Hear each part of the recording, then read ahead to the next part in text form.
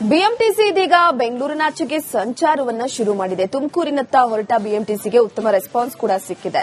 ಈ ಬೆನ್ನಲ್ಲೇ ಇತರೆ ಜಿಲ್ಲೆಗಳಿಗೂ ಬಿಎಂಟಿಸಿ ಬಸ್ ಕಲ್ಪಿಸುವ ಬಗ್ಗೆ ಚಿಂತನೆ ನಡೆದಿದ್ದು, ಈ ಕುರಿತ ವರದಿ ಇಲ್ಲಿದೆ ನೋಡಿ.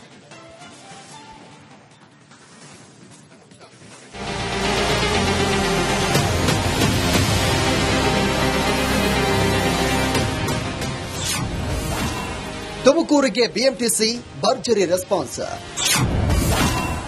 ಬೇರೆ ಜಿಲ್ಲೆಗಳಿಗೂ ಸಂಪರ್ಕ ಕಲ್ಪಿಸಲಿದೆಯಾ ಬಿಎಂಟಿಸಿ?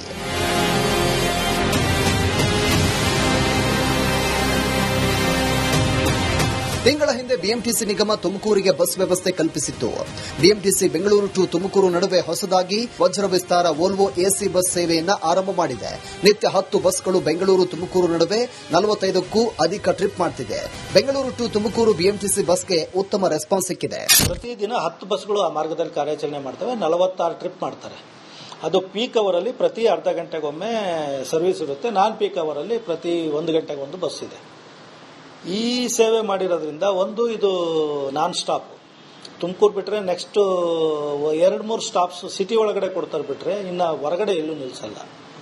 ಜನಗಳು ಎಸಿ ಬಸ್ನಲ್ಲಿ ಪ್ರಯಾಣ ಮಾಡಬೇಕಂತ ಜನಗಳು, ಜೊತೆಗೆ ವೇಗವಾಗಿ ಬೆಂಗಳೂರಿಗೆ ರೀಚ್ ಆಗಬೇಕನ್ನುವ ಜನಗಳು ಇದ್ರ ಸೌಲಭ್ಯ ಬಳಸ್ತಾ ಇದ್ದಾರೆ.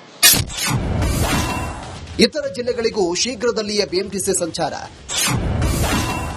ಚಕ್ರ 3ರ ಅಡಿ ನಾಳೆಯಿಂದ ಹೊಸ ರೂಟ್ನಲ್ಲಿ ಸಂಚಾರ.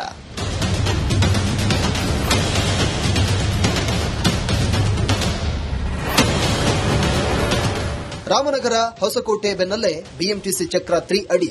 ಇಂಡ್ಲುವಾಡಿ ಕ್ರಾಸ್, ಆನೇಕಲ್, ಚಂದಾಪುರದ ಹೊಸ ಮಾರ್ಗದಲ್ಲೂ ಬಿಎಂಟಿಸಿ ಬಸ್ ಸಂಚಾರ ಶುರು ಮಾಡಲಿದೆ. ರಾಜ್ಯದ ಇತರೆ ಜಿಲ್ಲೆಗಳಿಗೂ ಬಸ್ ಸಂಚಾರ ಆರಂಭಿಸುವ ಚಿಂತನೆಯಲ್ಲಿ ನಿಗಮ ಇದೆ. ಯಾವ ಜಿಲ್ಲೆ ಅನ್ನೋದರ ಬಗ್ಗೆ ಅಧ್ಯಯನ ಮಾಡಿ ನಿರ್ಧಾರ ಮಾಡಲಿದೆ. ಒಟ್ಟಿನಲ್ಲಿ ಆರಂಭದಲ್ಲಿ ಕೇವಲ ಬೆಂಗಳೂರು ಸಿಟಿಗೆ ಸೀಮಿತವಾಗಿದ್ದ ಬಿಎಂಟಿಸಿ ಇದೀಗ ಒಂದೊಂದೇ ಜಿಲ್ಲೆಗೆ ಎಂಟ್ರಿ ಕೊಡ್ತಾ ಇದೆ. ಶೂನ್ಯ ಆಕ್ಸಿಡೆಂಟ್ ಮೂಲಕ ಉತ್ತಮ ಸೇವೆ ನೀಡಲಿ ಅನ್ನೋದೇ ಎಲ್ಲರ ಆಶಯ. ಸತ್ತಾರ್, ಮೆಟ್ರೋ ಬ್ಯೂರೋ, ರಿಪಬ್ಲಿಕ್ ಕನ್ನಡ.